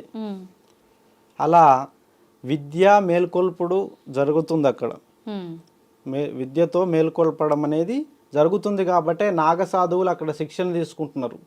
ఇప్పుడు నాగ సాధువులుగా వాళ్ళని మనం తయారు చేయాలంటే భవిష్యత్ తరాలను ఎక్కడ ఇవ్వాలి దీక్ష? కుంభమేళాలు ఇవ్వాలి. కుంభమేళాలో ఇచ్చే దీక్షే ప్రధానం. మళ్ళీ మిగతా ఇండ్ల చోట దేవాలయాల్లో ఇచ్చే దీక్షలు ప్రధానం కావు. ఎక్కడైతే నీళ్లు సుడులు పడుతుంటాయో, ఎక్కడైతే సంగమంలో, ఇప్పుడు అక్కడ సంగమం ఉంటుంది, అక్కడ నీళ్లు సుడులు పడుతుంటాయి. ఎక్కడైతే నీళ్లు సుడులు పడుతుంటాయో అక్కడే ప్రకృతి యొక్క కలయిక జరుగుతుంది అని అర్థం. ఇప్పుడు మీరు చెప్పినట్టుగా 12 సంవత్సరాలకు ఒకసారి జరిగేది మహాకుంభమేళ అని అన్నారు. చాలా మంది ఇదే విధంగా చెప్పడం అయితే జరిగింది. కానీ ఈ మధ్య ఇప్పుడు ఆల్రెడీ ఇప్పుడు మనకు కుంభమేళ స్టార్ట్ అయిపోయింది. స్టార్ట్ అయిన తర్వాత చాలా మంది సొంత ఛానళ్ళ వాళ్ళు వీడియోలు చేసి పెట్టడము ఇలాంటివి కూడా చూస్తున్నాము. వాళ్ళు మాట్లాడిన సందర్భాల్లో 140 సంవత్సరాలకు ఒకసారి వచ్చేదాన్ని మహాకుంభమేళ అంటారని చెప్పి, ఈ 12 సంవత్సరాలకు వచ్చేది కుంభమేళ అని, 6 సంవత్సరాలకు ఒకసారి అర్ధ కుంభమేళ అని ఇలా మాట్లాడడం జరుగుతుంది. అసలు ఏది వాస్తవం? వాళ్ళు లెక్కలు కాలగతిన ఇస్తున్నటువంటి ప్రమాణం అది. కాబట్టి 144 ఏండ్లకి ఈ కాలగతి వచ్చింది అని వాళ్ళు చెప్పడం జరిగింది. అంటే ఇప్పుడు వచ్చిన ఈ ప్రయాగరాజ్ 12 ఏళ్ళు, మరొక 12 ఏళ్ళు, 12 సార్లు మీరు కూడిక చేయండి. అలా మరొక కూడికతో మహాసంగ్రమం, ఇప్పుడు మహాసంగమంతో చెప్పినది మహాకుంభమేళ. అది 144 సంవత్సరాలు ఈ కుంభమేళాతో ముగిస్తుంది. అంటే అదొక చరిత్ర, ఒక ఘట్టము. అంటే ఇది చాలా విశేషమైన ప్రతి ఒక్క 3 తరాలు ఈ భూమిని శాసిస్తుంటాయి. ఇప్పుడు మనం 3 తరాలు తీసుకోండి. యాక్టివ్గా స్వాతంత్రం తెచ్చుకున్న వాళ్ళు ఒకరు, వాటిని అనుభవించిన వాళ్ళు ఒకరు, తర్వాత తరాల చూస్తున్న వాళ్ళు, అంటే 3వ దశలో ఉంది. అంటే కుంభమేళ 3 దశల 3 తరాలను కలిపి వాళ్ళు ఒక మార్క్ పెట్టారు. అది ఎంతో గొప్ప విలువైన మార్క్ అది 144 ఏండ్లు అనేది. ఇప్పుడు మీరు చూడండి, 3 తరాలు మాత్రమే రాజ్యాంగ అధికారం ఉంటది, న్యాయాధికారం ఉంటది. తర్వాత 3 తరాలు చూడండి, ఈ రాజ్యాంగము, ఈ న్యాయము వీటిని వాళ్ళు అనుసరించరు. వాళ్ళు మరొక న్యాయము, మరొక చట్టాలు రాసుకుంటారు. ఇప్పటికి చాలా అడ్జస్ట్మెంట్ జరుగుతున్నాయి. మొన్ననే తరతరాలుగా 3 తరాలుగా వస్తున్న మన ధర్మం ఏంటి? వివాహ ధర్మంలో భార్యాభర్తలు తప్పితే మిగతా ఎవరు కూడా కలయిక ఉండకూడదు అని చెప్పడం జరిగింది అంతకుముందు తరాలు. ఇప్పుడు 3 తరాలు దాటాయి. ఇప్పుడు తరాలు ఏమని రాసుకున్నారు చట్టము? ఇండివిజువల్గా ఒపీనియన్ వాళ్ళకే తీసుకుంటున్నారు. మా ఇష్టం, మేము ఎవరిని కోరుకుంటే వాళ్ళతోనే ఉంటాం, అలా చట్టం చేయండి అని గవర్నమెంట్తో రాయించుకున్నారు. మరి 3 తరాల్లో ఆ చట్టాన్ని మార్చుకున్నారా లేదా? ఇంకా ముందు ఏమంటున్నారంటే ప్రతి 3 తరాలు తమ ధర్మాన్ని, తమ చట్టాలను మార్చుకుంటారు. అది విధానంగా వస్తూనే ఉంది. ఈ భూమిలో అది కొత్త కాదు, అది పాత నియమంలోనే చాలాసార్లు సందర్భాల్లో అలా జరిగింది. అలా అంటే తెలంగాణ పేరు ఏముంది? త్రిలింగ దేశం. అంతకుముందు 3 తరాలు త్రిలింగ దేశంగా పిలుచుకున్నాయి. తర్వాత 3 తరాలు ఈ బ్రిటిషర్స్ పాలన, ముస్లిమ్స్ల పాలనలో పేరు తెలంగాణగా మార్చుకున్నారు. వాళ్ళు పేర్లు బదలం అనేది జరుగుతూనే ఉంది. ప్రాంతానికి కానీ మన ఆచారాలకు కానీ అన్ని మారుతూనే వస్తున్నాయి. అక్కడ కూడా మహాకుంభమేళ అనేది నాగసాధువులు పురుడు పోసుకున్నటువంటి ప్రాంతం. నాగసాధువులు తీసుకునే దీక్ష ఎంతో గొప్పది. వాళ్ళు ధర్మం కోసం పనిచేసే సైన్యం. దీన్ని మన ఋషులు మునులు ధర్మపక్షాన కొంతమంది క్షేత్రపాలకులను తయారు చేసిన సందర్భంలో అన్ని అస్త్ర విద్యలు, శస్త్ర విద్యలు నేర్పించి ఆ కుంభమేళాల సంగమంలో నేర్పించి కొత్త వారిని న్యూ జాయినింగ్స్ అనేది స్టార్ట్ చేస్తారు. కుంభమేళా సమయంలో మాత్రమే కుంభమేళా సమయంలో మాత్రమే అది స్టార్ట్ అవుతుంది. ఇప్పుడు కూడా ఈ కుంభమేళా సందర్భంగా లక్షల మంది నాగసాధువులుగా పరిణతి చెందుతున్నారు. అంటే నెక్స్ట్ రాబోయే తరాల కోసం వాళ్ళు వాళ్ళు వాళ్ళ ధర్మాన్ని రక్షించడం కోసం వీళ్ళు తయారవుతున్నారు. ఓకే. మన ఇప్పుడు ధర్మం ఈ కోసం. కుంభమేళా స్టార్ట్ అయ్యి దాదాపుగా ఒక 4-5 రోజులు కావస్తోంది ఆల్రెడీ. మీరు వెళ్ళొచ్చా అన్నారు కదా, మీరు ఎన్ని రోజులు ఉండడం జరిగింది, ఎప్పుడు వెళ్ళారు? అక్కడ కిటకిటలాడిపోతుంది, మనం నడవటం మన చేతిలో ఉండదు, తోస్తే పడిపోతాం అంటారు కదా, ఎలా ఉంది ఇక్కడ? నేను మొదటి రోజు పుష్య పౌర్ణమి జనవరి 13 మొదటి రోజున అక్కడ రాత్రి చేరుకోవడం జరిగింది. ఆ తర్వాత మకర సంక్రమణంలో నాగసాధువులందరితో కలిసి సమిష్టిగా కలిసి వెళ్ళి స్నానమాచరించి మా యొక్క నాగసాధువుల ధర్మాన్ని తెలుసుకోవడం జరిగింది. ఆ తర్వాత 3వ రోజు కాశీ యొక్క విశ్వేశ్వరుని దర్శనం ముగించుకొని గురువుల ఆజ్ఞ తీసుకొని నేను రావడం జరిగింది. మళ్ళీ వెళ్తాను, చిన్న ఆచరణ ధర్మాన్ని పాటిస్తూ బయటికి రావడం జరిగింది. మళ్ళీ ఆచరణకి మళ్ళీ వెళ్ళడం జరుగుతుంది గురువుల దగ్గర. ఇది అంటే మీ గురువులు రమ్మన్నప్పుడు వెళ్ళి అక్కడ అంటే రమ్మన్న పర్పస్ ఏంటో చూసుకొని మళ్ళీ వచ్చేయటమా? మీ ఇష్టానుసారం అనేది ఏమి ఉండదా? ఇది స్వయం అధికారాన్ని మేము ఎక్కువ ప్రేరేపించాం. అంటే ఎవరికైనా సంగముతోడను ఇప్పుడు ఎవరికి అవసరమో మనల్ని అటువైపే నడిపిస్తాం. ఇప్పుడు మీకు కష్టం ఉందనుకోండి, మీ వైపు వచ్చేస్తాను భగవంతుడు పంపిస్తే. వారికి వచ్చింది అనుకో, వారి వైపు వెళ్తాను. ఎక్కడైతే ఆర్తనాదాలు వినిపిస్తాయో అక్కడికే వెళ్ళమని భగవంతుడు ఆజ్ఞ, శివాజ్ఞ. ఆర్తనాదాలు ఉన్న కాడ భగవంతుని బతికించాలి, అది నా ధర్మం, అది నా నాగసాధువుల ధర్మంలో ఉంది. ఎక్కడైతే బాధలు ఆర్తనాదాలు ఉంటాయో అక్కడ సరిచేయడానికి, ఆ దేవుణ్ణి మేల్కొల్పడానికి బయలుదేరుతాము. ఓకే. ఇప్పుడు కుంభమేళాలో కొన్ని వందలే కాదు వేల సంవత్సరాల వాళ్ళు కూడా ఉన్నారని చెప్పి వాళ్ళు అక్కడికి వస్తారని చెప్పి మాట్లాడుతున్నారు. నేను కూడా అమరత్వం కోసం వెళ్ళాను. ఇప్పుడు నేను కూడా అలాంటి వారిని మీరు చూసారా? నేను చూశాను. నాకు దీక్ష ఇచ్చిన మా గురువు గారు మా తాత పరిచయం చేశారు ఆయనని. మా తాతగారికి ఆయన గురువు. ఆయన నన్ను చిన్న వయసులో, నాకు 8 years ఉంటాయి, ఆ సందర్భంలో ఆయన పరిచయం చేశారు. మా మనవడు ఇతనికి ధర్మ యోగమును, శాస్త్రయోగమును, విద్య యోగమును అన్ని విధాలుగా మీరు ఇతనికి దివ్య దృష్టిని ప్రసాదించండి అని అనగా ఆయన చేయిబెట్టి ఆయన ఆప్యాయంగా తనలో ఐక్యం చేసుకున్నారు మమ్మల్ని. ఆయనకి ఎంత వయసు ఉంటుంది? ఆయనకి నేను కలిసిన సందర్భంలోనే ఆయనకి 108 ఏళ్ళ పైబడి ఉన్నారు. నేను కలిసిన చిన్న వయసులో 108. 108 అంటే ఇప్పుడు ఒక 140 130 చిల్లర ఉండొచ్చు. 130 ఏళ్ళ వయసులో, 120 నుంచి 130 ఏళ్ళ మధ్య వయసులో ఆయన మరణించడం జరిగింది. స్వర్గస్థుడు ముక్తిని పొందడం జరిగింది. ఆయన ముక్తిని పొందేటువంటి విధానం కూడా పంచభూతాలు స్వీకరించినాకనే తను మరణించారు. అంటే ఇచ్చా మరణం ఉంటుంది యోగులకి, చిరంజీవులకి ఇచ్చా మరణం ఉంటుంది. కోరుకున్నప్పుడే వాళ్ళు ఈ తనువుని వదిలేస్తారు, తనువుని చాలిస్తారు. అలాగా తనకి ఈ భూమి మీద ఎవరెవరికి ఆయన విద్యను అందించారో, ఎవరెవరికి ఆయన యోగమునిచ్చారో, అలా కొన్ని గుర్తుల కోసం ఆయన ఆయువుని పట్టుకొని ఉంచి మా అందరికీ అవి నిక్షిప్తం చేసి తన యొక్క జీవన పరిణితిని ముగించుకున్నారు. ఆయువును నిక్షిప్తం చేసి అంటే ఎలా? అంటే నా కోరికని నీకు ఇవ్వడం. ఇప్పుడు నా ధర్మాన్ని రక్షించడం నా కోరిక, ఇప్పుడు నా ద్వారా నీకిస్తున్నా.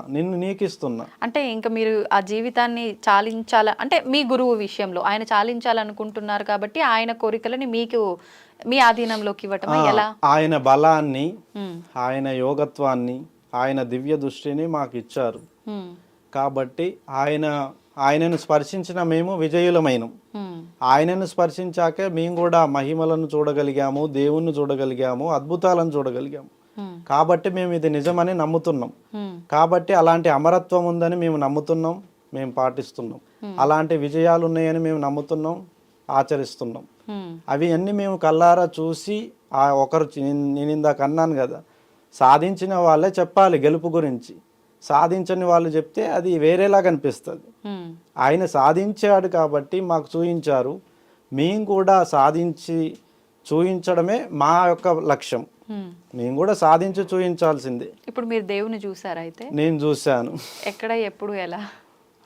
అదృశ్య ఒక రూపము అదృశ్యంగా వచ్చి నన్నే శాసించడము, హ్మ్. కాలాన్ని శాసించడము, పంచభూతాలను శాసించడము హ్మ్. అనేది నాకు కొన్ని విశేషంగా నా జీవితంలో కొన్ని భాగాలు ఉన్నాయి అలా. హ్మ్. కొన్ని ముఖ్య సందర్భాల్లో కొన్ని ఎవరూ లేని హిమాలయాల్లో ఎవరూ లేని ప్రాంతం ఒకటి ఉంటుంది. హ్మ్. ఆ చోట నేను సాధనలో ఉన్నప్పుడు ఒక మాయా రూపంలో నడవడిక వచ్చేసి హ్మ్. భవిష్యత్తుని నాకు కొంత వివరించడము, హ్మ్. ఇలాంటి అడుగులు వేయడం అనేది అదృశ్య రూపంలో నాకు ఆ, వెంబడించి చెప్పిన విధానంని నేను చూశాను. హ్మ్. అంటే ఇప్పుడు ఆ వచ్చిన ఆకారము, ఆ అదృశ్యమైన రూపము భగవంతుడిదే అని మీరు ఎలా అనుకుంటారు? అంటే ఎంతో మంది గురువులు అవును, తపస్సు చేసిన ప్రాంతాలు కదా, అవును. అలా ఎవరైనా గురువులే నేను మొదటిగా గురువే అనుకున్నాను మీలాగే. ఉమ్, ఇది గురువుల ప్రాంతం కదా, గురువులే ప్రేతాత్మలో శక్తులో లేదా ఏదో రూపంలో వచ్చి నన్ను వెంబడిస్తున్నారేమో అనుకున్నాను. ఉమ్, తర్వాత నాకు తెలిసింది ఏమిటంటే అది సాక్షాత్తుగా భగవంతుడు శివుడే ఉమ్, నేను చూసే గురువు రూపంలో వచ్చాడు అని. ఉమ్, గురువులకు వస్తే మనం భయపడం, కానీ ఒకసారి వచ్చారు. ఉమ్, ఒకసారి నాకు కనిపించిన విధానం ఏంటంటే ఆ రూపాన్ని చూసి నేను ఒక వింత అనుభూతి కలిగింది. ఉమ్, ఎన్నడూ చూడని ఒక రూపాన్ని, అది విశ్లేషణ కూడా చేయరాని విధంగా రూపం కనిపించింది శివయ్యది నాకు. ఉమ్, అప్పుడు దండం పెట్టుకున్నాను. ఉమ్. ఎన్ని సంవత్సరాలు? గురువులు ఆచారాన్ని ఇస్తున్నాడు, ఉమ్, ఆ రూపంలో ధైర్యాన్ని ఇచ్చాడు, ఉమ్, నాకు ముక్తిని ఇస్తాడు అని నాకు అప్పుడే అనిపించింది. ఉమ్, నేను చేసే ఆచరణ కరెక్టే, నేను చేసే సాధన కరెక్టే, ఉమ్, ధర్మం వైపు ఉన్నదానికి నిర్వహిస్తున్న దానికి ఆ భగవంతుడు ఇచ్చిన రూపం నాకు ధైర్యాన్ని ఇచ్చింది. ఉమ్, ఇప్పుడు నేను కాన్ఫిడెంట్గా మీకు చెప్తున్నాను, 100 ఏళ్ళు నేను దాటి వస్తానని, మిమ్మల్ని కూడా తీసుకెళ్తా అంటున్నా అంటే ఉమ్. దానికి కారణం ఆ దైవం నాకు ఇచ్చిన ఆ రూప దర్శనమే. ఎన్ని సంవత్సరాల వయసులో మీకు కలిగింది ఆ అనుభూతి, ఆ దేవుడి దర్శనం? నేను చిన్న వయసులో అమ్మ వాళ్ళు నాకు కొన్ని దేవాలయాల్లో తిప్పి పరిచయం చేశారు. ఉమ్, ఇది దేవుడు, ఇది శివయ్య, ఇది సాయిబాబా, ఇది ఉమ్, విష్ణుమూర్తి అని పరిచయం చేశారు. ఆ పరిచయాలు అన్వేషణ మొదలవుతుంది. ఉమ్, దేవుడు, వీళ్ళు ఈ రూపాన్ని దేవుడు అంటున్నారు, ఉమ్, ఆయన కనబడట్లేదు, ఉమ్. కనబడాలంటే ఎక్కడికి వెళ్ళాలని అడిగాను. ఆ. దేవుడు దేవాలయాల్లో చూపించే రూపాలని మీరు అంటున్నారు, ఉమ్, నిజంగా దేవుడు ఎక్కడ ఉంటాడంటే హిమాలయాల్లో ఉంటారు, ఉమ్, లేదా అదృశ్య రూపంలో అప్పుడప్పుడు అట్లా వచ్చేసి వెళ్ళిపోతారు, కానీ మనకు కనిపించరు అని అమ్మ చెప్పేది. ఉమ్, అన్వేషణ అంతా తాతయ్య వాళ్ళు కూడా రాజగురువులు అవ్వడం వల్ల ఉమ్, నాకు చిన్నతనం నుంచే అందరి జాతకాలు చూడడం, అందరినీ పరిశీలించడం, ఒకడు బాగుపడుతున్నాడు అంటే వాడు వెనక ఏ శక్తి ఉంది, ఒకడు దరిద్రుడు అవుతున్నాడు అంటే వాడు వెనక ఏ శక్తి ఉంది, దాన్ని గమనించి అడుగులేయడం, ఏ భాగాన్ని ఏ ధర్మాన్ని అనుసరిస్తే మంచి జరుగుతుందో కనిపెట్టాను. ఉమ్, అలా కనిపించుకుంటూ దృశ్య రూపంలో చూస్తూ చూస్తూ రియలైజ్ అవుతూ యోగుల వైపు మా తాతగారు ఎప్పుడైతే కాశీ తీసుకెళ్ళి నాకు యోగులను, మునులను కనిపించారో ఉమ్, అప్పుడు నా దశని వాళ్ళు మార్చారు. ఉమ్, వాళ్ళు ఇచ్చిన స్పర్శే నన్ను మార్చింది, ఉమ్. నా అన్వేషణని నిజం చేసి చూపించింది. ఓకే. నేను గురువు అయ్యేటువంటి ఆ అవకాశాన్ని ఈరోజు కలిగించింది అంటే ఆ మహాయోగులు ఇచ్చిన అనుగ్రహమే. ఇప్పుడు మీరు చేసినట్టుగా ఈ సాధనలు, ఈ ఉపాసనలు చేస్తే దేవుడు ఎవరికైనా కనిపిస్తాడా? ప్రతి ఒక్కరికి పరిచయం చేయడమే నా ధర్మం. దేవుణ్ణా? దేవుని పరిచయం చేయడమే. దేవుడు అనుభూతి కానీ ఇక్కడ కలగకపోతే కనుక అది నిజం 10 మందిని బతికిస్తుంది, ఆధారితంగా ఉంటుంది.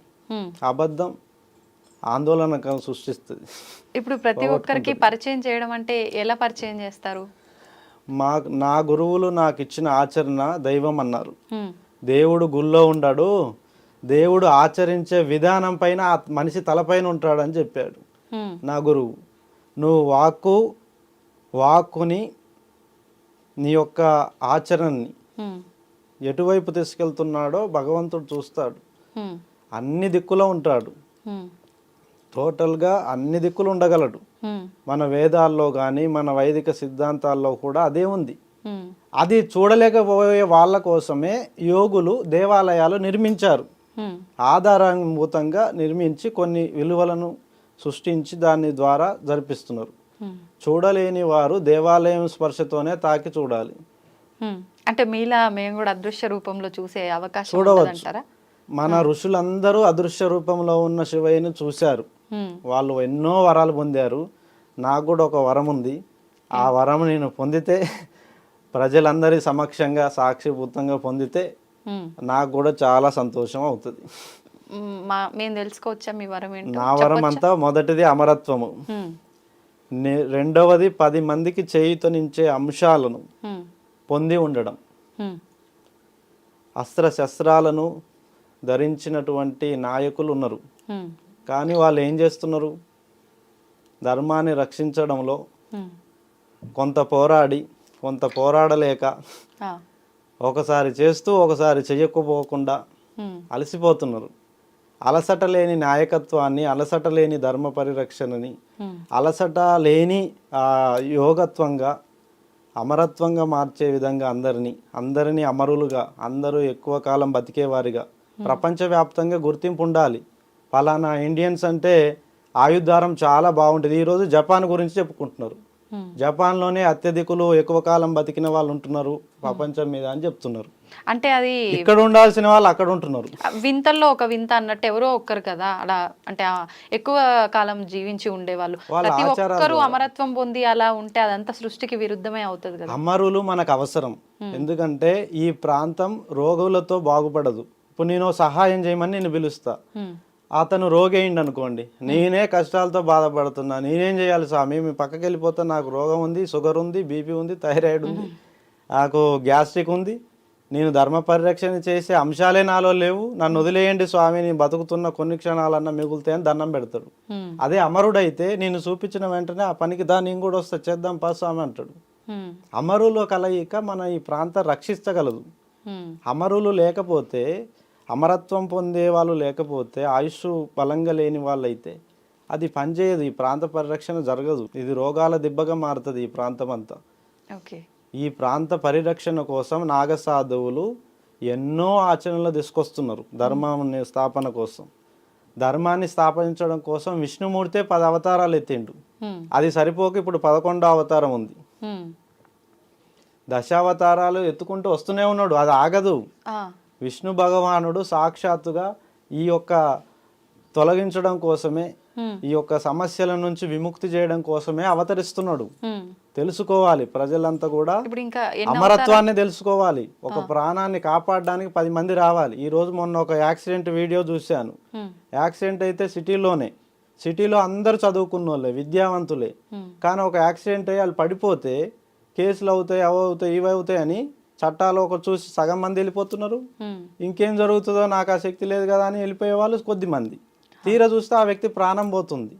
అంటే ప్రజల్లో ఉన్న దోషమే పాలకులకు తగులుతుంది, ప్రజల మీద ఉన్న దోషము పాలకులు తగులుతుంది, పాలకున్న దోషం ఆ ప్రాంతానికే తగులుతుంది.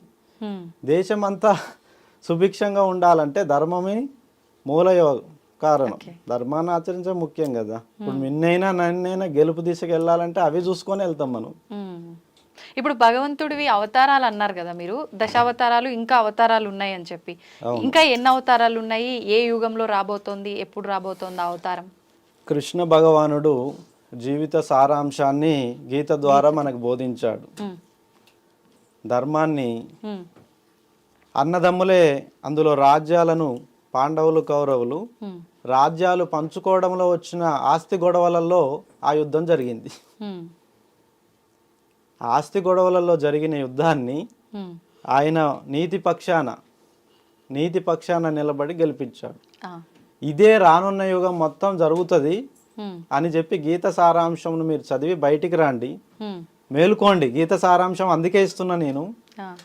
ఏది నాది అనుకోకండి, అన్ని మళ్ళీ అనుభవించి ఇవ్వాల్సిందే. ఏదైనా అనుభవించి ఇవ్వాల్సిందే, శాశ్వతంగా మనతో ఉండేవి కావు అని గీత సారాంశం ద్వారా ఆయన చక్కగా మేలుకొల్పాడు ధర్మాన్ని, ధర్మ నిర్వహణ. మళ్ళీ అది దారి తప్పింది. మళ్ళీ దారి తప్పే పరిస్థితులు కనిపిస్తున్నాయి బయట. విచ్చలవిడిగా శృంగారము, విచ్చలవిడిగా కోరికలు, విచ్చలవిడిగా అహంకారము. అసలు ఎవరితో కలిసి ఏ నిర్వహణ చేస్తే 10 ఏళ్ళు బాగుంటాం అనేది కూడా మర్చిపోతున్నారు. పొద్దున పూజలు, సాయంత్రానికి వచ్చేసరికి వాళ్ళకి స్థితిగతులు ఎక్కడ ఉంటారో తెలుస్తలేదు. పొద్దున బయలుదేరేటప్పుడు తెలుస్తుంది, సాయంత్రం ఎప్పుడు వచ్చే తెలియట్లేదు ఎవరు. ఈ వేగంగా కదులుతున్న కాలంలో అందరూ తప్పిపోతున్నారు. మెయిన్ రీజన్ కాలం వేగంగా కదులుతుంది. భగవంతుడు ఇచ్చేటువంటి సౌకర్యాల వల్ల వేగం కదలడం వల్ల చాలామంది ఆ మత్తులో పడిపోయి చిత్తైపోతున్నారు.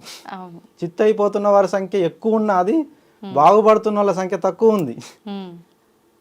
ఇప్పుడు ఇంతకీ మీరు నాకు భగవంతుడు అవతారం ఎప్పుడో చెప్పలేదు, ఏ అవతారమో చెప్పలేదు. విష్ణుమూర్తిది.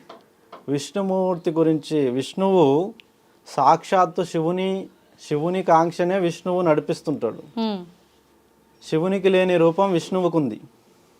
మళ్ళా విష్ణుమూర్తి ఏమంటున్నాడంటే, నేను నారాయణ్ణి, సకలమును ఆవహించగలను, ఆ, ఏ రూపమైనా ఆయన మారగలడు.